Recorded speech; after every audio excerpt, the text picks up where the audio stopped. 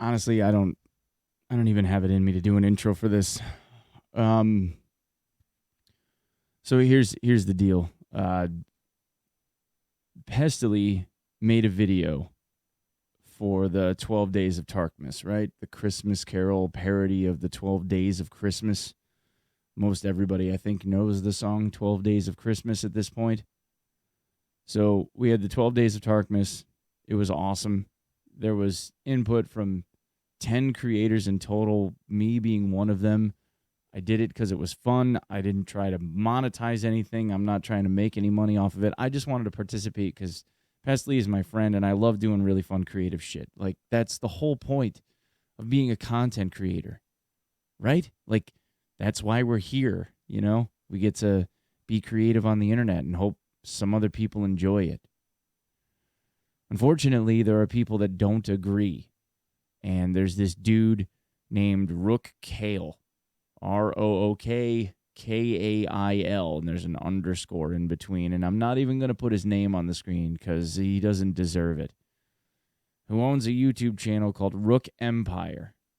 And Pest ended up putting out on Twitter today that his parody song that he made in conjunction with 9 other content creators, 10 others if you consider the person that he used to produce the song, is being copyright claimed. He ended up putting in a twit longer about it right here. In the next 24 hours, 12 Days of Tarkmas will be taken down from YouTube and my channel, copyright striked. And he goes on to talk about how 3 copyright strikes will end up making a channel no longer exist, which is true. This will be, I believe, Pest's first copyright claim. In here, it talks about how he created the 12 Days of Tarkmas. The lyrics were original. He did it in a VOD live. I remember being there and watching him do it. And Nathan Cavallari was the person that wrote all the music and produced, engineered all the parts together.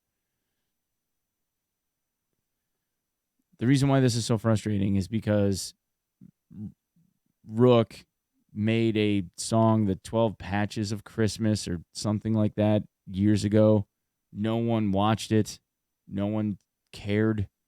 And Rook's claim to fame was, I think, in the first year of the Evasion tourneys. I think it was the first Evasion tournament that I participated in. Actually, there was a solo battle where it was like a scavenger hunt kind of thing, and Rook won it.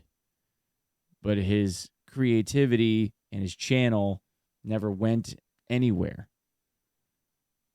But anyway, Rook levied a DMCA claim on his parody song, saying that Pestyly's parody song was ripping off his parody song. They don't share the same musical score. They don't share the same lyrics. And the 12 Days of Christmas song is in the public. It's in the public fucking domain. It's a public domain song. Like, the original 12 Days of Christmas is not owned by anyone. It's public domain. It is PBS for music. It just sits in an open music library. You can pull that song and do anything that you want with it. There's no copyright claim on it. And the reason why this is so frustrating is because in this day of how the internet works and creatives being creative, there's no way that someone like Rook doesn't know that the copyright claim that he made is bullshit. He can't know. He can't not know that it's bullshit. He has to. There's no way. And just so that we're clear, DMCA's intention is to safeguard creative people.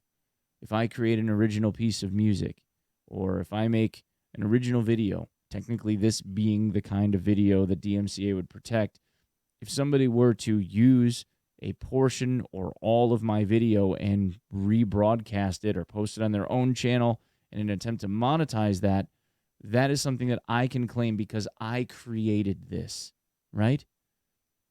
While Rook added his own words or whatever to the original score of 12 Days of Christmas, he can only lay copyright claim to his lyrics. He can't lay copyright claim to the musical score because the original musical score is public domain. If that were the case, then he would have legal recourse to try to claim every parody song that has ever been created in regard to the 12 Days of Christmas that has ever existed. And clearly, he does not have the ability to do that. What he's trying to say is that every parody song that has been made using the 12 Days of Christmas, if it ever pertained to Tarkov, is something that he has legal jurisdiction over. That is ridiculous. It is so fucking ridiculous.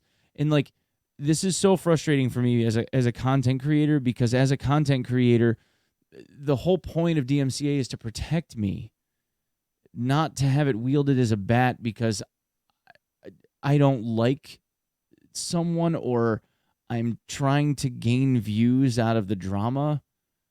Like, my man, like, everyone wants to be internet famous that does this for a living or tries to do this for a living. Everyone would love to be able to make a living doing content creation.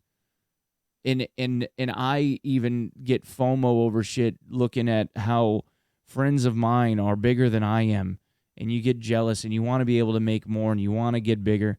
And I completely understand all of those desires. But you don't do it by stepping on the necks of people or trying to, or just being a shitter. Like, why? Why? Over a Christmas song? Like, bro, I got 4 hours of sleep. Like, I haven't got fucking patience for this kind of shit. And I know I sound like a boomer on the internet just bitching, but goddamn, this is frustrating. Like, it's supposed to work like armor around the stuff that you make. It's not supposed to be something that chokes people out, because this is the kind of stuff that makes people wary about being creative in the first place. We're supposed to be able to be creative and protect the things that we're creative over. We're not supposed to go after other creatives and be like, no, you're not allowed to be like this kind of creative because I say so. And the really messed up thing is that there are so many frivolous claims that get made by this system, and there's so much abuse of the DMCA system, and it's so bogged down that it almost isn't worth fighting, and that's why Pestyly's taking it down, because it is not worth trying to fight and lose, because it ends up worse for you in the long run. And none of these claims, maybe one of them historically ever, has been taken all the way through court. And in order for Pest to be able to fight this, he would have to come to the United States and go through the court process to fight Rook on this in order to be able to make sure that it stays protected. And the amount of money and time investment that is going into something like that is not worth it. It isn't worth it. So you just drop it, and Rook wins. And that fucking sucks, man. But I'll tell you what, dude. He's at the highest viewership he's ever had. Rook, ever since this whole drama hit, Rook's been live this whole fucking time. He's live right now. And he's had the most viewers that he's ever had in the history of his Twitch channel. And he just sits there and people are just ripping him apart in fucking chat, and he doesn't give a shit. And I really hate using the phrase clout chase. I think the phrase clout chase is one of the shittiest things anybody could ever say to somebody. And I despise the thought of somebody being told that they're clout chasing. I think that that's really shitty. But in this fucking case, motherfucker, Rook, you listening? I don't even know if you'll ever see this. Maybe you don't. But if you're listening, man, this is a clout chase and a half. And I hope somebody sends you goose shit as a gift every day. Just leaves it on your porch every day for like a year. Because goddamn, you deserve it.